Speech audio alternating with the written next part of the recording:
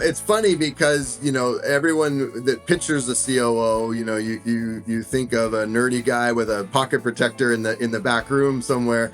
Communication is key to success in the role. If I get pushback all the time, but if I can communicate why we're doing something a certain way or why it's important, why we can't offer that service at that cost, whatever, if you can back it up with numbers, if you can explain yourself clearly and concisely, most of the time advisors and RA owners, they say, yep, okay, I get it. I don't like it, but I understand. Hi, everyone, and welcome to the Don't Do That podcast. I'm your host, Kelly Waltrich, and today I have with me Matt Sonnen, the COO of Coldstream. What's up, Matt? Thanks for joining me. Thanks for having me. This is fun. Yeah. Okay, so guys, a little bit of backdrop information here. We at Intentionally host a CMO collective. A lot of you know that. We host it at Future Proof. We host it at all the Wealth Management Edge events. They're a little bit different in the way that we go about them at different events, but we're trying to cultivate a large CMO community to share ideas and thoughts. Well, you also know that Randy Lambert joined Intentionally to build out our COO division of our business. And so we this week are hosting our first ever COO roundtable, which is why Matt is actually in Philadelphia. I can see him. He's sitting across the way to join us because he happens to be the OG of the COO roundtables and the COO Society. So Matt, tell us a little bit about that and how it originated and what that looks like today. So I first had the podcast, COO Roundtable. We're coming up. January will be 7 years. I do it once a month. That's all I could commit to. And so we're coming up on almost 80 episodes of the COO Roundtable, where I interview COOs just to talk about what they do from a day to day. I wanted to gain some exposure for COOs. Every industry is sales driven, but our industry especially is very sales driven. So that was the why I wanted to do the podcast. And then after doing that for a while, I created COO Society, which is online courses. I hired an instructional systems designer and would hand him my scripts, and he created them. He created cartoons to go through how to get the most out of your CRM, or should your service teams be centralized, or do you want each advisor to have their own service team? We've got how to write a job description courses, etc. So COO Society and COO Roundtable, they're separate, but they're very much intertwined. Very cool. Very cool. Well, hopefully they can become intertwined with our COO collective after today if we Absolutely. nail this. All right. So you've cultivated this audience, this group, this community of COOs. And it's funny, community is having its moment. I think it's never been more important to be creating communities, to be bringing people together. I think AI is pushing people towards that more and more. Tell me a little bit about, for me, for Don't Do That, I've learned so much. I'm sure it's the same for you as you're interviewing these folks for your podcast. Give me a little bit of insight into some of the things that you've learned from the folks that you've interviewed and why you've continued doing it through 80 episodes. Yeah. The listeners, they tell me they get two things out of it. It's how are people dealing with the same challenges I'm dealing with, and then the other one, which is probably more important, is they get to say, "Oh, I'm not crazy." COO role is sometimes lonely. You're the kind of the business person in the room, filled with a bunch of, like I said, salespeople. Salespeople, by definition, have to be very optimistic, so they never see the downside of anything. And so it's usually the COO that has to raise their hand and say, "Hey, are we sure we want to do this now? Are we sure we can do this now?" Etc. So they like hearing the stories of other COOs that are struggling with these same challenges. And then I think it gives them confidence to go back into their firms and push back and say, "No, I'm not crazy, because other people are coming to the same conclusions that I am." Yeah, that's so true. Okay, so a little bit of info. So Matt and I, for all you listeners out there, Matt and I, we've been LinkedIn friends for a long time, but we just met in person today as he Yep. rolled into our King of Prussia office here. And Matt, maybe something you don't know about me is that my hubs is the COO of a very large RIA here on the main line. I do. So I feel the pain without being in the role. I'm sure, as maybe your wife Yeah. does too. So our dinner conversations are very probably much about the things that you are talking to your podcast guests on a Yep. regular basis. Um, I'm sure you're all thinking that's so enthralling that these are the things that we talk about. But give me a sense of like, what do you think the biggest challenges COOs are dealing with right now? You yourself in your own business or just in general? Like, what do you think is looming over the heads of the COOs in our space today? I think it's the same problem over and over again, which is all RIA owners, maybe it was 25 years ago, but they all came from the wirehouse world. And in the wirehouse world, when you got started, they posted your sales numbers Yep. every month, every quarter, whatever it was in the office. And so RIA owners only focus on revenue. They just, and they don't always think about profitability. And so it's Yes. the COO, again, that has to be the adult in the room and say, are we sure that great, you want to bring in every single client, but are you sure these are clients that we can service profitably? And so I think that's the biggest challenge, is just that focus on profitability versus revenue. And there's just always that rub, that grind. Rub. So how do you approach that in your firm? So yeah, Coldstream, where I'm the COO now. I've been the COO for about 2.5 years. We are growing both organically and inorganically. I joined 2.5 years ago. We were about 6.5 billion of AUM. We're now 13. Wow. We were around 120 employees. We're now 230 employees. We have 8 different offices, so there's a lot going on. I'm loving it every day because there's so much going on. But yeah, especially when you're growing inorganically, everybody's kind of got their own niche, their own client, ideal client, and when they're joining, trying to put them all under one roof is challenging. So that's what I'm focused on every single day, is just trying to figure out what, we call it the Coldstream way, and how do you get everybody across all these different firms that are coming in under the Coldstream umbrella. How do we get them to start adopting the Coldstream way? Got it. So what does that look like? Is that segmentation? Is that different service models? Is that how do you swing it? I Yep. think I think that so many firms right now are growing inorganically, and this is a challenge across all of them. And I think they all probably have this question. So like, what do you do? We get them onto our technology fairly quickly. And I say fairly, it still takes a year, maybe even longer to move. You can only move one system at a time. But Right. if they're using one reporting system and we're using another, okay, we're going to move them over there. If they're using a different CRM than we are, we're going to get them onto our CRM. So the tech can get implemented relatively quickly, and then it's the process that is the hard part, and getting everyone just to open accounts the same way, get clients or get advisors to service clients in the same way. And like you mentioned, that the big word is client segmentation, and figuring out at different levels of clients what is that service offering, and sticking to it. Sticking to it. Yep. Okay, so you said something there when I was reading about you, something stuck out, and I don't know what article it was, but it said process before technology. And I want to hear more about that. I get it. I get the concept. I get that it seems and sounds reasonable. Um, but explain sort of your passion about getting the process right before the technology. So before joining Coldstream, I ran a operations consulting business for 8 years, and I would get called all the time by an RA owner that would say, "We have a lot of trade errors. We think it's the fault of our rebalancer. Can you Mm, implement a new rebalancer here?" Or, "We didn't grow as much as we thought we would last year. It must be our CRM's fault. We're not putting in the leads into the CRM, so that must be the problem." And so that's where this whole, no, it's your process that's broken. The reason you're having trade errors is because none of your clients are on a model portfolio. And so when your trader who's trying to rebalance to a model, and you have a bunch of positions in the accounts that aren't on the model, they're going to sell out of those. That's where your trade errors are coming from. We can put in a new rebalancer, but if you don't have clients on a model, you're going to have those exact same trade errors. If yep. we put in a new CRM, but your advisors just aren't prospecting.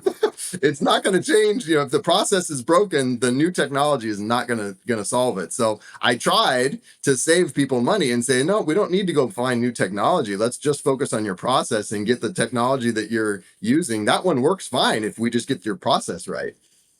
Oh my gosh, you're singing to my heart here. I feel like as a consultant, it's so interesting, like trying to save people from themselves from making mistakes and spending extra money and all that kind of stuff. But I would say, I don't know, I would say we're 70-30 to the right side of it. But there's still the 30% of people who are going to say, nope, you know what?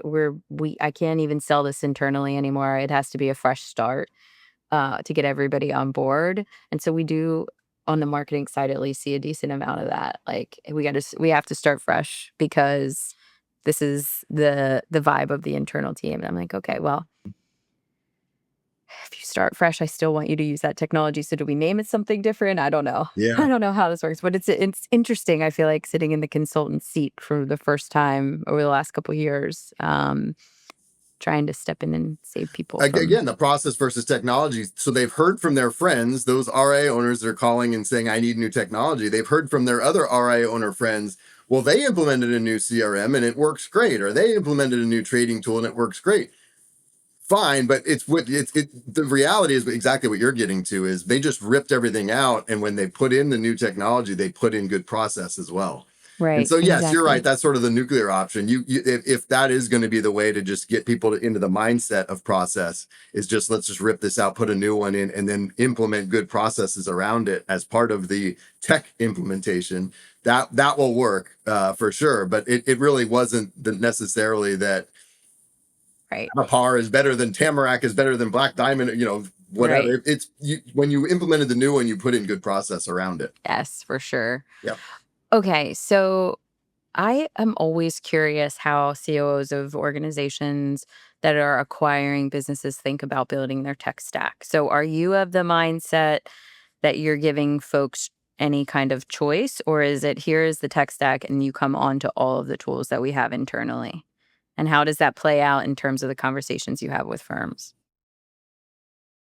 Again, we'll be a little more lenient on process and what type of client they're going after. But no, I think you're really going to drive yourself nuts if you've got 3 performance reporting tools, which means you have 3 billing systems, which means you have 3 client portals.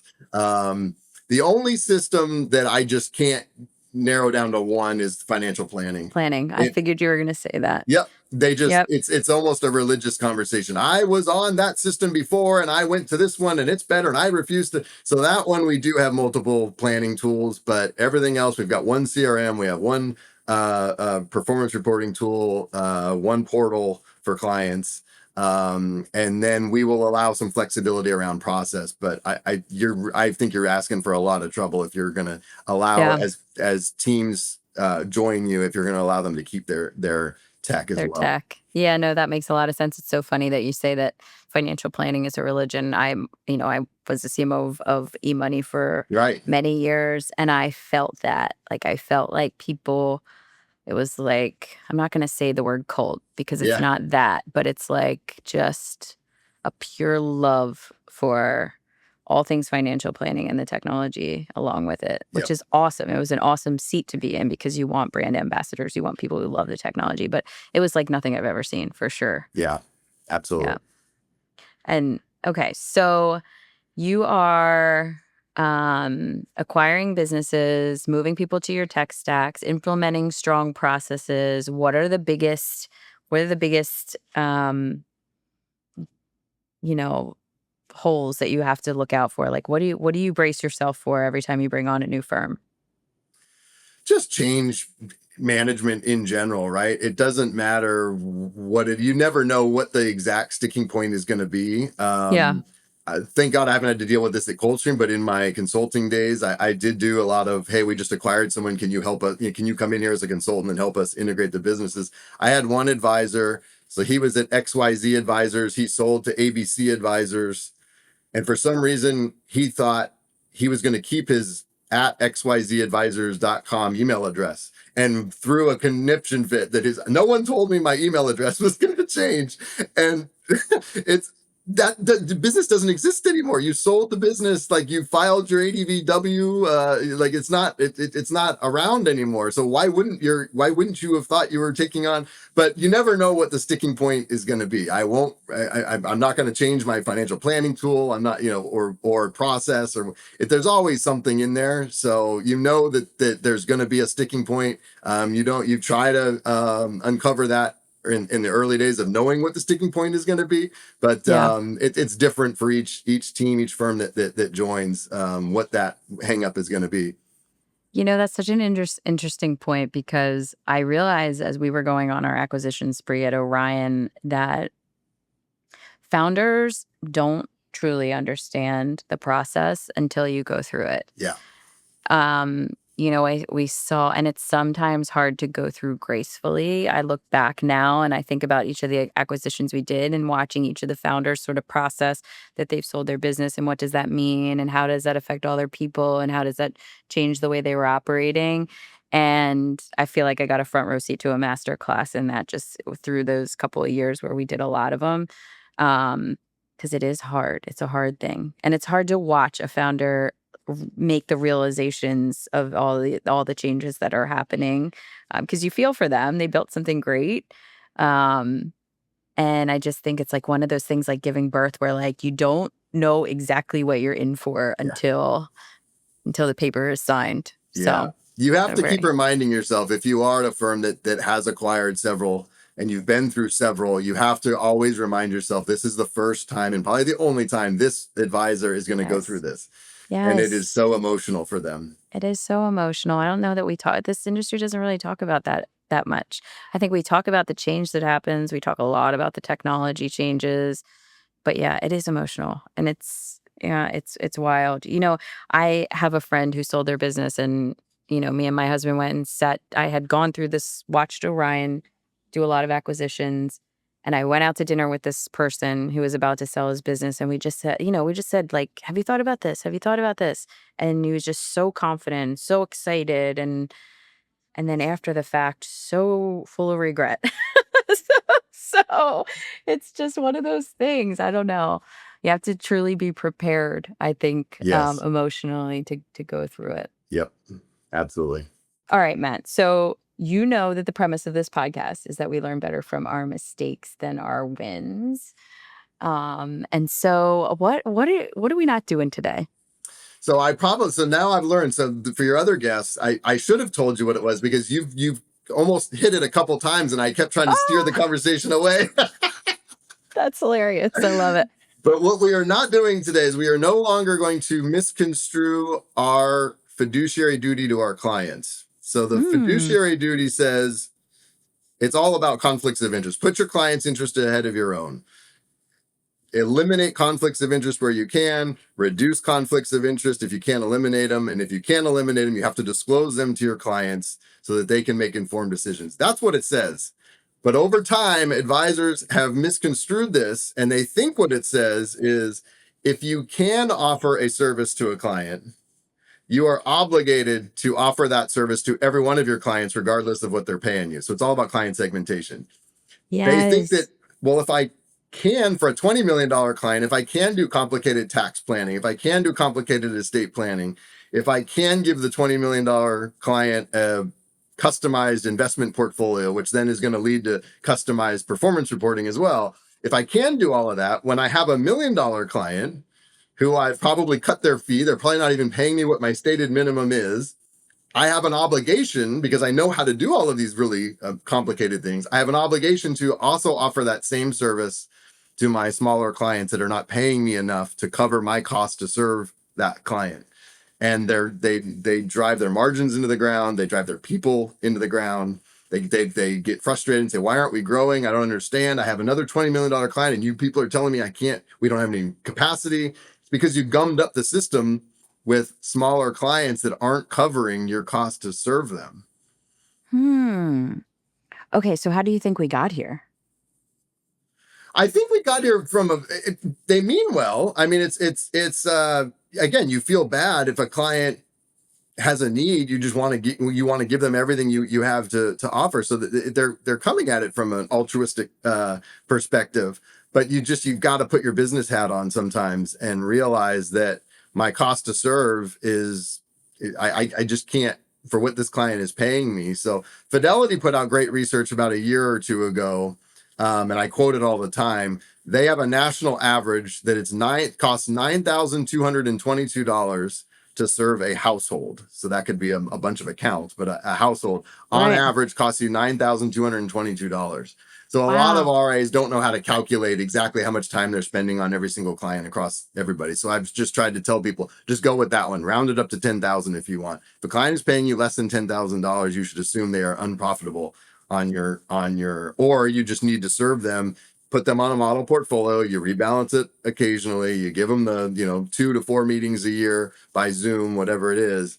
But Yeah. you've got to match the service offering to what they're paying you, or your margins are gonna go. And then you keep asking everybody, why aren't we growing? I don't understand. Why is this so hard? Why is this so hard?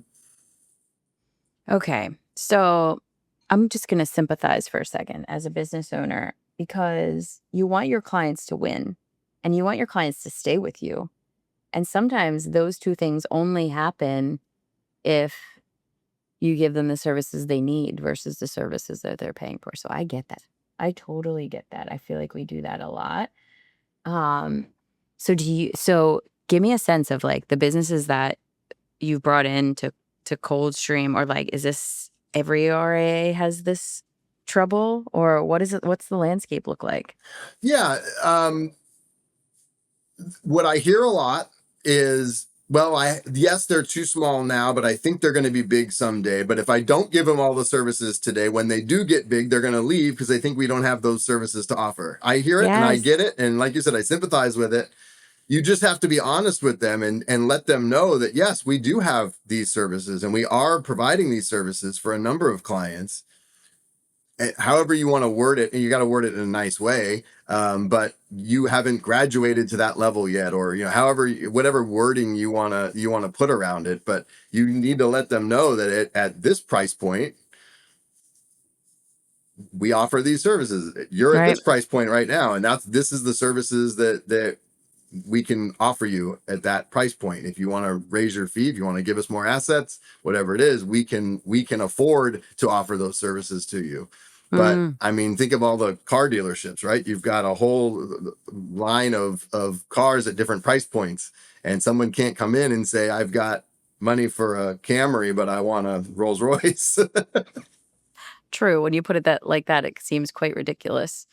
You know what I'm seeing more and more of from RAs lately is a lot of them are, there's a lot of apps now these days that are facilitating a online planning and investment experience that can be a precursor to the the more hands-on Yep. experience. So I have more and more clients that are testing that model, which is super interesting. And then the role intentionally plays in that model is, can we take a prospect that wanted the more handhold, the more Yep. custom service, and get them to buy into the application? Can we get them to add their dollars there? Can we get them to invest there? And can we graduate them through, marketing and Yep. communications, which is much of what's driving that. So I think that's kind of interesting that so many firms are sort of dipping their toe into figuring out, you know, different models. Do you see a lot of that?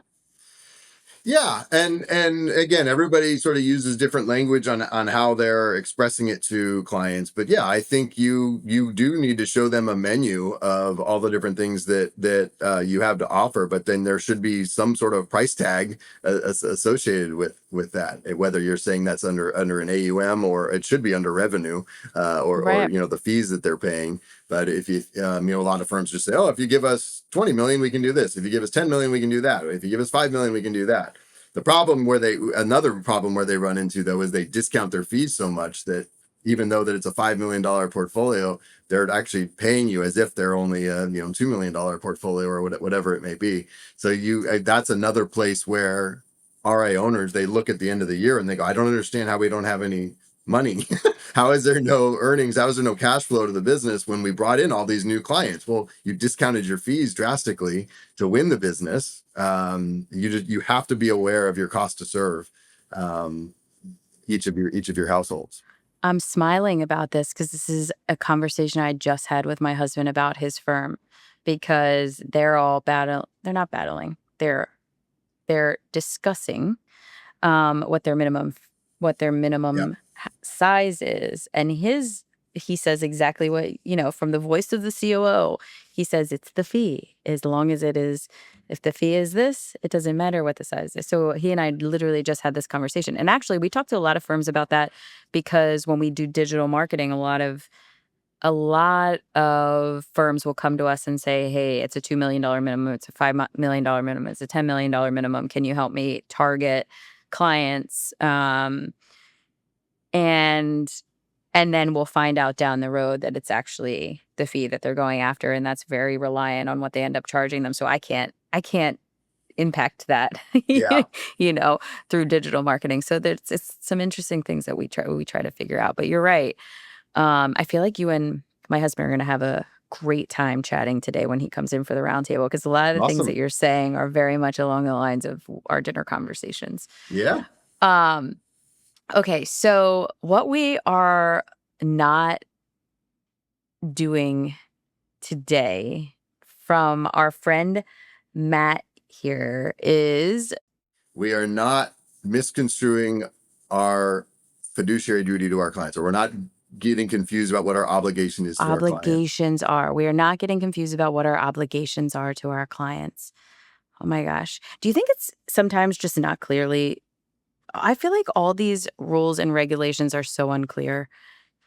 Like, can we write them more clearly and make Yeah. it easier Right. for people to understand? Right. Yeah. And Am I again, people are coming at it from an altruistic perspective. If I can offer this, I should. Yeah. But you've got to have your business hat on from time to time, and you have to know what that is going to cost your firm. All the exceptions, all the customizations, there is a cost to that.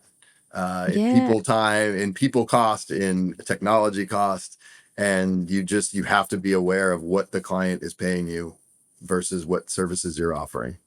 Okay, so I have another question for you then. So, are you going to your advisors and saying, "No, we can't take that business?" And how does that play out? So yeah, we have guardrails around at different segments what the maximum discount they're allowed to offer a client. Hey, I can discount your fee by 20%, or at this level I can discount your fee by 30%, whatever it may be.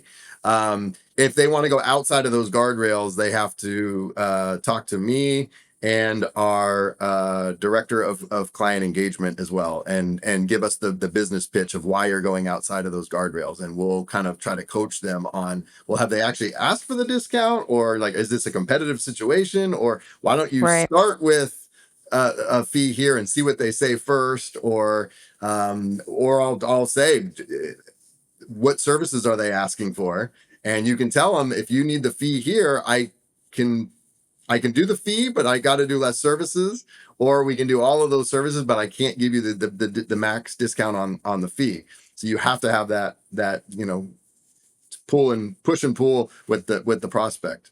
Mm. It's funny. I think my husband, me being towards the sales and marketing side, and him being towards the operations side, we both generally see the opposite side of it, because I want to get the client in, wow them, get them to take on more services, and he's very much uh, black and white in terms Yeah. of what's doable. I feel like, what's the movie where they do the switch, where they switch lives for a Yes. minute? I feel like that needs to happen for every marketing leader and every operations leader, Yep. because I think both sides are hard, right? Like, it's hard to be up against competitors who are cutting their fees. It's hard to go out against the RA that says they're democratizing the family office and bringing all of these extra services to a $2 million client. Yeah, there's competitive pressures. But to your point, on the operational side, there's also the realities of the profitability of the business. So I feel like we need like a Freaky Friday, Yes. swap it out, have the sales leaders become ops leaders become sales leaders, live in each other's shoes for a couple of weeks, and everybody come back to the table. I feel like this would all go much more Yeah. smoothly. So I ran my consulting business for 8 years. It was a consulting fee. I had to renegotiate the fee. I didn't have like a fee schedule, like a standard Right. fee schedule. It was every single client I got. It was, well, what services do you need? Okay, this is the fee, and I can lower the fee if I lower this. So I got very good at this. This conversation, because I had to do it with every single client, as opposed to our advisors are just, well, that's the fee schedule, and you post it, and clients most of the time just sign the documents, and they're good with it. But when they Yeah, do get into these conversations around what is the service versus what is the fee, it is a tough conversation. But if you're gonna put your business owner hat on, you do have to be aware of the cost to your firm for all of those different services. totally agree. I think that's super interesting. So a household at $10,000 to serve. And Yeah. that I had not seen that before, but that is super interesting. Yeah. And then I try to tell our team, we're in the Pacific Northwest. I've said our employees cost more than the national average. So Right. you have to assume our cost to serve is higher because our employees cost more in the Seattle area. Mhm. On the West Coast. So, but I said, let's just go with the 10,000, and if we can at least start there. But Yeah, yeah, that's the national average, that they come up with when they're talking about technology costs and people costs, and all the different services you're offering. Yeah. interesting. Very interesting. I need to do that for my firm. Yeah. I feel like that would be some good information to have. Okay.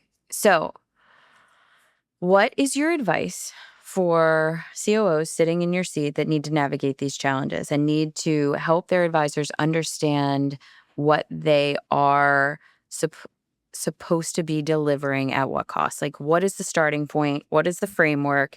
How are you going to help COOs at our roundtable today and otherwise kick off this process for a better internal alignment on delivery of services?